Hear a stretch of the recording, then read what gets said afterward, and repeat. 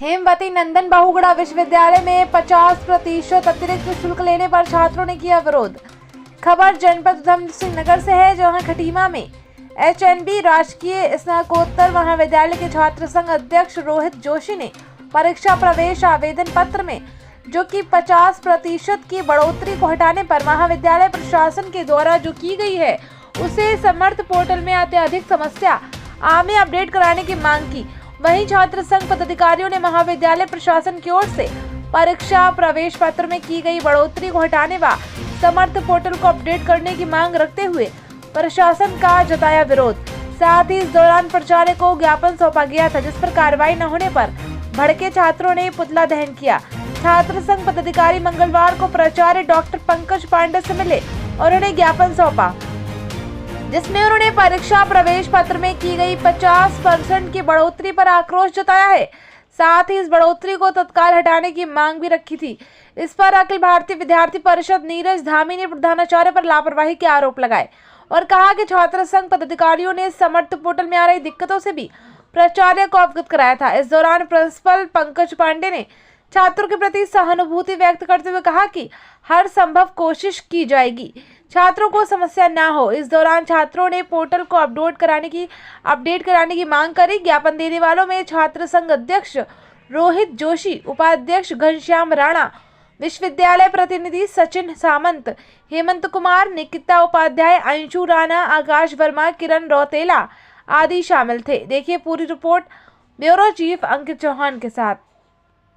कार्यकर्ता और इसके साथ ही छात्र संघ के सभी पदाधिकारियों ने प्राचार्य जी के माध्यम से आज से 3 से 4 दिन पहले एक ज्ञापन दिया था। इसमें ये बोला था जो विश्वविद्यालय द्वारा 50% का अतिरिक्त शुल्क छात्रों से लिया जा रहा है, विलम्ब शुल्क लिया जा रहा है, वो पूर्ण तरीके से गलत है।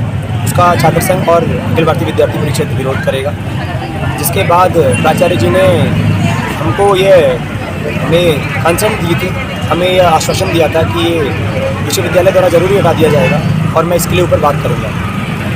भारतीय विद्यार्थी परिषद और छात्र संघ ने प्राचार्य जी को ये बताया कि ये गलत है और 9 तारीख के बाद ही फिर से इनके एग्जामिनेशन फॉर्म भरने शुरू हुए हैं और 10 तारीख के बाद से इसका फीस 50% बढ़ गया है, जो कि 570 रुपये शुल्क था, अब जो कि 855 रुपये हो गया है। बच्चा बहुत ही दूर से आता है, हर जगह नेटवर्क नहीं होते, नेटवर्क प्रॉब्लम होती है। बच्चा बग्गा चौवन से भी आता है, बच्चा न्यूरिया से भी आता है, बच्चा यहाँ सितारगंज सिसैया से भी आता है हमारे महाविद्यालय में, क्योंकि कुमाऊँ का दूसरा सबसे बड़ा महाविद्यालय होने के साथ ही खटीमा एक डेवलपिंग सिटी हम कह सकते हैं। तो हमारे कॉलेज में जो बच्चा पढ़ता है वो बहुत ही सीमांत क्षेत्र का है, उसको सारी इन्फॉर्मेशन नहीं मिल पाती है, तो बच्चा एग्जामिनेशन फॉर्म नहीं भर पाए क्योंकि समय भी बहुत कम था। बट ये जो शुल्क बढ़ाया गया है ये पूर्ण तरीके से गलत है और इसका विद्यार्थी परिषद और छात्र संघ इसकी निंदा करता है। हमने ये वार्न पहले भी किया था, बट प्राचार्य जी को हमने जब मॉर्निंग में बोला कि आप प्लीज़ हमारे सामने आइए, जितने छात्र छात्राएं उनको आप आश्वासन तो दिलाइए, अब यूनिवर्सिटी में बात तो करिए हमारे सामने, पर उन्होंने हमारे सामने कोई बात नहीं करी, उन्होंने बात नहीं करी। इसके विरोध में छात्र संघ और अखिल भारतीय विद्यार्थी परिषद के कार्यकर्ताओं ने धरना प्रदर्शन शुरू किया, जिसकी पहले हमने बताया था कि हमने वार्न करा था कि हम ऐसा करेंगे। अभी भी वो हमारे समक्ष आएँ और हमारे सामने ये बात रखें और हमारे सामने यूनिवर्सिटी में बात करें कि ये, और हमें आश्वासन दिलाएं कि ये जो 50% का शुल्क लिया जा रहा है वो अवैध है। तो छात्र संघ और विद्यार्थी परिषद धरना अभी समाप्त कर देंगे, परंतु अगर वो ऐसा नहीं करते हैं तो ये धरना कल और होगा, परसों और होगा, ये रिपीट किया जाएगा। और इसी तरीके से आज तो हमने विश्वविद्यालय का पुतला फूंका है और ज़रूरत पड़ेगी तो हम महाविद्यालय प्राचार्य जी का भी प्राचार्य जी के द्वारा हमें ये बताया गया कि यदि उनका नाम हमने पोस्टर पर लिखा, उनका प्राचार्य जी का पुतला फूंका, तो पुलिस प्रशासन को बुलाएंगे और छात्र संघ के खिलाफ केस। आपका नाम? मेरा नाम रोहित जोशी, छात्र संघ अध्यक्ष खटीमा।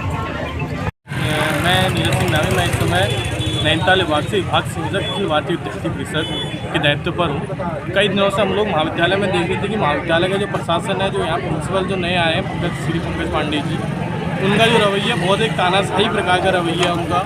कॉलेज के अंदर वो लोग डेली मैं देख रहा हूँ 7-8 दिन से कार्यक्रम करवा रहे हैं और कक्षाओं से बच्चों को उठा के पढ़ाने की जगह कॉलेज में शिक्षा का माहौल बनाने की जगह कॉलेज से पैसे निकाले हैं, काम प्रिंसिपल के द्वारा किया जा रहा है। और कॉलेज में पीने की व्यवस्थाएं ठीक नहीं है, कॉलेज में शौचालय की व्यवस्था ठीक नहीं है, बच्चे आए दिन पानी के लिए परेशान होता है, शौचालय के लिए परेशान होता है, तो दूर दूर से बच्चे आते हैं। और हमारा खटीमा महाविद्यालय सीमांत क्षेत्र का महाविद्यालय है, जिसमें अनेक प्रकार की समस्या है, जिसमें हमारे जो प्राचार्य महोदय हैं उनका बिल्कुल भी कोई इसमें ध्यान नहीं जाता है।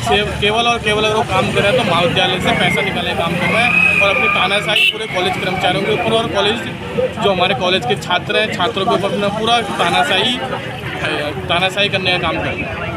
अभी जब हम लोग आज हमने उनको 2-4 दिन पहले एक ज्ञापन दिया था और हमने उनको बताया था कि अगर हमारा 3 दिन के अंदर मांगें पूरी नहीं की गई तो हम लोग पूरा आंदोलन के लिए बाधित करेंगे और हम लोग बैठेंगे भी, कॉलेज भी बंद करेंगे। फिर भी उनका कोई प्रशासन की ओर से ऐसा नहीं था कि मतलब कॉलेज में हम लोग कुछ जो हमारी मांगें पूरी की जाए। आज जब हम लोग बैठे हैं तो प्रिंसिपल साहब आते हैं और उल्टा हमें धमकाते हैं कि हम आपके खिलाफ कार्रवाई करेंगे, आपके खिलाफ मुकदमे करेंगे, आप हमारा पुतला क्यों फूक रहे हो, कैसे फूक रहे हो, मैं तुम सबको पर्सनल अपने व्यक्तिगत नाम से तुम्हारे व्यक्तिगत नाम देके मैं तुम सबके खिलाफ धरना पर वो क्या कहते हैं मुकदमा करूँगा। ऐसी बात उन लोगों ने कही और अभी तक हमसे कोई बातचीत नहीं करना चाह रहा। हम करीबन सुबह 10 बजे से यहाँ पर बैठे हुए। आपका नाम? विभाग संयोजक नैनीताल विभाग, अखिल भारतीय विद्यार्थी परिषद। विद्यालय अध्यक्ष के प्रतिवेदन पर हमने विश्वविद्यालय बात की, उनसे उनको रिक्वेस्ट किया। विश्वविद्यालय के द्वारा जो 100% बढ़ाया गया था उसको घटा के 50% फाइन कर दिया गया और डेट खत्म होने के बाद ये बढ़ा है। तो इसी मुद्दे पर वो विश्वविद्यालय से डिमांड कर रहे हैं और मेरे भी इस डिमांड में छात्रों के प्रति सहानुभूति है कि फाइन नहीं लगे तो ज़्यादा बेहतर है। सर ये विश्वविद्यालय को पुनः लिखा जाएगा, उनसे बात किया जाएगा, रिक्वेस्ट किया जाएगा कि छात्रवृत्ति में इसको माफ कर दिया जाए।